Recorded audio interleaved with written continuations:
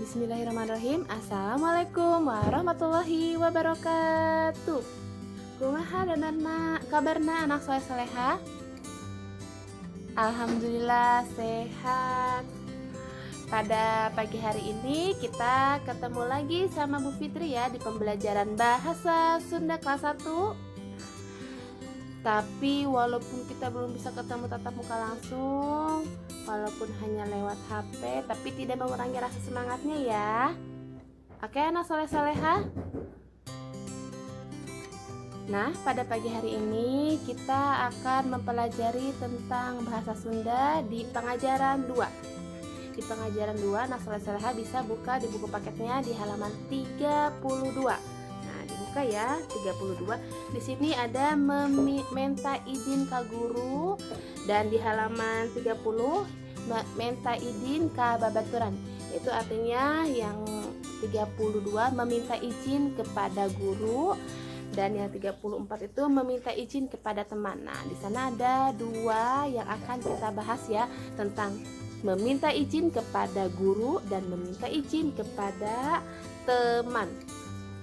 Lebih jelasnya nanti bisa lihat di selanjutnya. Oke. Sekarang anak soleh-soleha bisa dibuka di halaman 32 ya.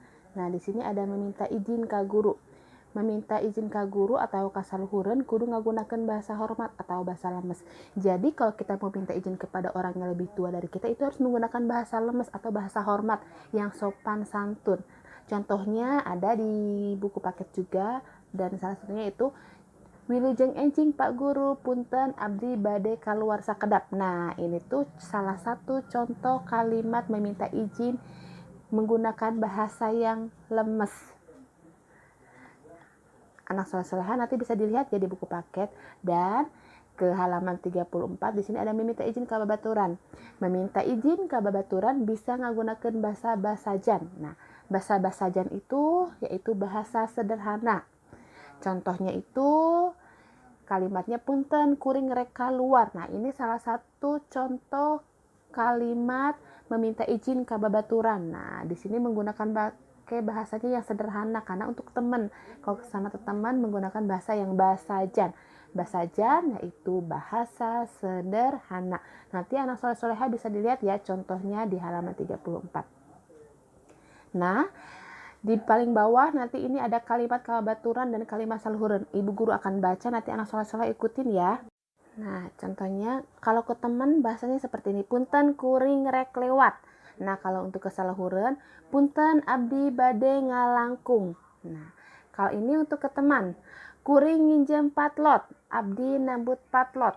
Engke kuring reka imah, engke abdi bade ka bumi. Kuring rek milu diajar, abdi bade ngiring diajar. Nah, ini berbeda tapi satu arti. Artinya sama saja namun berbeda. Kalau ke teman menggunakan bahasa sederhana, dan untuk orang yang lebih tua menggunakan bahasa lemes. Oke anak soleh-soleha. Nah, untuk tugas online-nya anak soleh-soleha nanti bisa dibuka halaman 34. Di bawah itu ada kalimat kababaturan dan kalimat kasaluhureun. Nanti anak soleh-soleha ditulis ya yang dua ini. Kalimat kabaturan dan kalimat saluhureun di sebelah sini nanti anak soleh-soleha ditulis ya. Yang ini semua, yang ini juga semua nanti ditulis ya. Setelah ditulis, anak soleh-soleha nanti mengulangi lagi ucapan yang tadi Ibu. Kalimat yang ini di rekaman suara. Nanti hasil tulisan dan rekaman suara dikirim ke Bu Fitri ya. Nanti Ibu tunggu. Oke, anak soleh-soleha. Nah, alhamdulillah selesai juga pelajaran yang tadi Ibu bahas. Semoga yang tadi Ibu bahas anak soleh-soleha mengerti. Nanti akan Ibu ulang lagi ketika kita bertemu tatap muka langsung ya.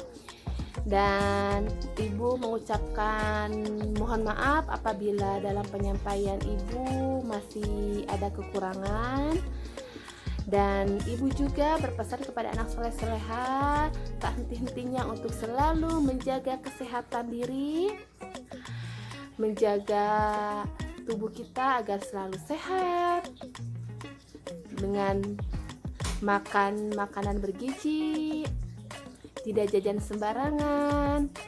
Bila keluar rumah jangan lupa memakai masker, rajin cuci tangan dan selalu jaga jarak ya. Oke. Alhamdulillah. Sekian tugas pada pagi hari ini. Kurang lebihnya Ibu mohon maaf. Insya Allah kita ketemu lagi. Semoga kita dapat ketemu lagi di tatap muka ya, anak soleh-soleha.